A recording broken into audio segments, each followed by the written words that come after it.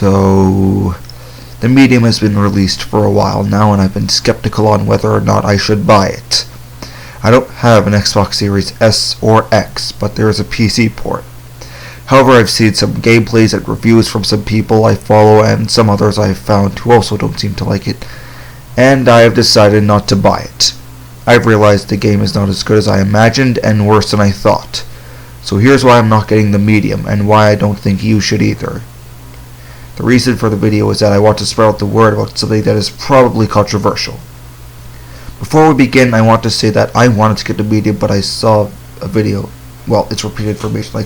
I did want to get the medium before, when it was inspired by Silent Hill, because I recently got into the series, and I thought, a game inspired by Silent Hill would be that bad, but seeing how it is at the moment, or just seeing the full product of it, I don't think I'll get it. So without further ado, let's get into this. Okay, let's get the obvious out of the way. Now this is probably a nitpick, but the price is stupid. You have to pay over $60 or $70 for the PC version. I cannot understand the reasoning for this price. It's way too much. I've heard console games cost $60, and while I'm not a fan of that, I cannot really understand why this was the desired price. I've heard there are technical issues with the split world mechanic. Not only that, the game is mostly a walking simulator. You have to pay $60 for a stupid walking simulator. Oh yeah, and that segues into the next point. This game does not deserve to be called a survival horror. It has nothing to back up the survival part even. All you do is wander from what I've heard. There's no combat. Not only that, the chances of failing appear to be slim. From some gameplays I've seen, the puzzles appear to be piss easy and won't allow you to fail. While I'm not much of a puzzle person, still I don't mind some parts where you need to use your brain. Also, there are no boss fights, just to point that out. There's this shield ability you can use, but that's all. I'm fine with stealth and chase scenes, but I want some good puzzles and combat. That's not too hard or too simple. The game never lets you progress if you don't finish the puzzles, which, well, yeah, I know what I just said is weird, but the game won't allow you to fail, but it's a weird choice. I don't know. Let's just move on. I've probably mentioned this in the last point, but all you do in the medium is just walk around looking for clues or run and hide from the antagonist. That's it. While you do seem to free spirits of the resort town called Neva, there isn't really much to do. There appears to be some segments in the game where you have to avoid monsters. It still looks effortless. Not only that, but the protagonist Marianne uses her powers only in cutscenes. There are those levels where you deflect tentacles or shield yourself from insects, but still, I think Shattered Memories might be a better buy. Honestly, the medium might as well have been another PT clone, considering all you do is wander around to move the plot like with the other games Blooper Team made. This is gonna be extremely controversial, and might cause arguments, but I'm not really a fan of Blooper Team or what they've been doing. You might say that I'm wrong and overreacting because I only saw playthroughs, but believe me, I know what the hell I'm talking about. You see, Blooper Team actually copies and pastes things from other sources and slaps them into their game, like the environment that people have said that they've been inspired by Zdzisław Beksinski. I don't know if I pronounced that right. Sorry if I butchered that. Some parts look ripped off. Blooper Team also ripped things such as Raiders of the Lost Ark, Blade Runner, and other things into their games. This isn't the first time they've been doing it. They've been doing it for their whole career, I guess.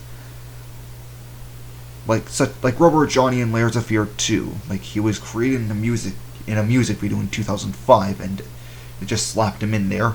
Or paintings from real life into Layers of Fear 1, like the Raiders of Ark reference. There's a video explaining why Blooper Team isn't a great company. Not only that, but Blooper Team patented an idea they didn't even make. Blooper Team never even credits the source of their so-called inspirations. It's really stupid of them. I'll leave a link to show the video somewhere. This is the worst part of the game, in my opinion. This is the worst message ever to be said or thought of. The story of the medium tackles trauma and abuse, and it does it in such an irresponsible way that I'm baffled how some people say the medium is a great, good, or even decent game. In all honesty, this game is worse than The Evil Within, but we'll get to that in a little bit. The story is about Marianne, who is a medium and is learning about her past and trying to help someone named Thomas. She has lived her life working in a funeral home ever since her house was set fire, and she was adopted by Jack, her foster father, from the orphanage, after being rejected by a bunch of other parents because of her odd habits. All of this has helped her get over death, and now she's no longer affected by it. Well, that is, until later on in the game. One night she helps Jack find peace, and after her monologue she's called by someone named Thomas. That's the plot outline for the game. The game's message is that people who have experienced trauma are lost causes and are not worth saving. Their suffering will only hurt others around them. This message is so god-awful, it by itself ruins the game. This is the worst thing Blooper Team has ever done, and it pisses me off. For those of you who played the medium and liked it, probably think I'm overreacting again. And you'll probably think I'm stupid for believing this. Well, for those of you who like the medium, maybe. But no, I'm not. And I'd say you're all crazy for somehow liking the medium. Also, I'd like to share videos by other people to prove my points. Also, we're going to go into spoilers. I'm going to leave a timestamp on the screen for you to skip them, so if you don't want the twist to be revealed, then go to the timestamp on the screen. Marianne has a sister called Lillian, and she was a victim of molestation from Richard, another character who went through trauma, and the game tries to make us sympathize with him while making Thomas, Marianne's father, look bad or whatever, or I don't know, maybe I've gotten the whole thing wrong. Lillian made a deal with the Maw, who was a manifestation of her trauma for her, and Marianne to survive the fire, who was caused by Henry, who wanted to investigate Thomas's powers, and he himself went through trauma. After Lillian made a deal with the Maw to survive the fire, the Maw possessed people and started slaughtering everyone, thus the whole Neva massacre happened.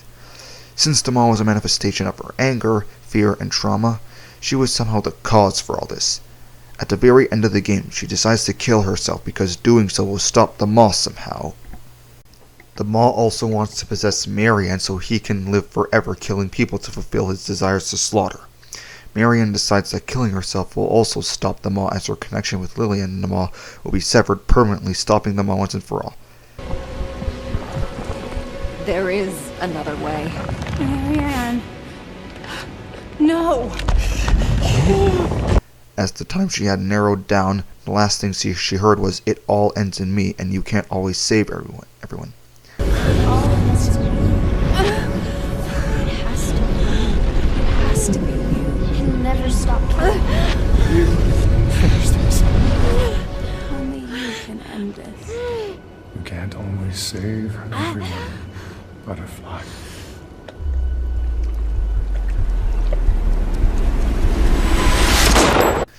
This fucking message pretty much says that trauma victims should commit suicide, and this is what destroys the medium as a whole.